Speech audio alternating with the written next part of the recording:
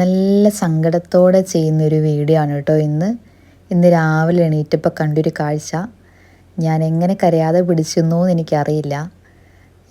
അത് എറിഞ്ഞ് പൊട്ടിച്ച് കളയാനൊക്കെ എനിക്ക് തോന്നി. പക്ഷേ പിന്നെ കുറച്ച് കൺട്രോൾ ചെയ്ത് ഞാൻ ഒതുക്കി. എന്താണെന്ന് വഴിയെ ഞാൻ നിങ്ങൾക്ക് കാണിച്ചു തരാം കേട്ടോ.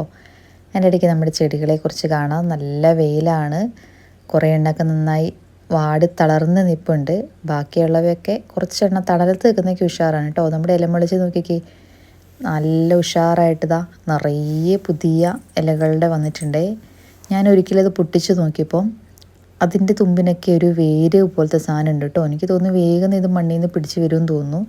ഇതൊന്ന് മാറ്റി ഇതും പറിച്ച് മണ്ണിൽ നട്ട് പരീക്ഷിച്ച് നോക്കണം എന്ന് വിചാരിക്കുന്നുണ്ട്. ഇതിങ്ങനെ പൊട്ടിച്ച് നോക്കുമ്പോൾ അതിൻ്റെ ചുവട്ടിൽ ചെറിയ വേര് പോലെ കാണുന്നുണ്ട്. ചെറിയ വേരല്ല, അത്യാവശ്യം നല്ല രീതിയിൽ നീണ്ടിട്ടുള്ള വേര്. ഇതാണ് ഞാൻ പറഞ്ഞ സങ്കടം പിടിച്ച കാര്യം കേട്ടോ. സൈഡിലെ മതിൽ നിങ്ങൾ ശ്രദ്ധിച്ച് കാണും, പെയിൻ്റ് അടിച്ചിട്ടുണ്ടേ. അപ്പം ഞാൻ വീട്ടിൽ കുറച്ച് ദിവസം ഇല്ലായിരുന്നു.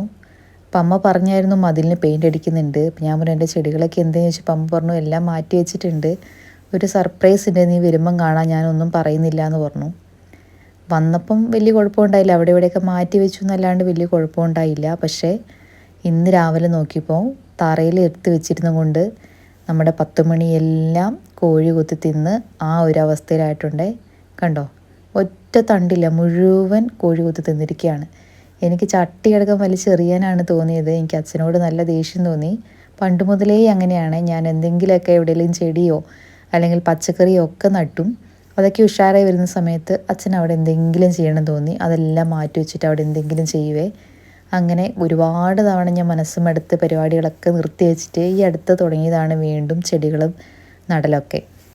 അപ്പോൾ വീണ്ടും പതിവ് പോലെ എൻ്റെ ചെടികളൊക്കെ നല്ല ഉഷാറായി വന്നിരിക്കുന്ന സമയത്താണ് വീണ്ടും അച്ഛൻ അവിടെ മതിലിനും പെയിൻ്റ് അടിക്കണമെന്ന് തോന്നി അതെല്ലാം മാറ്റി വെച്ചത്.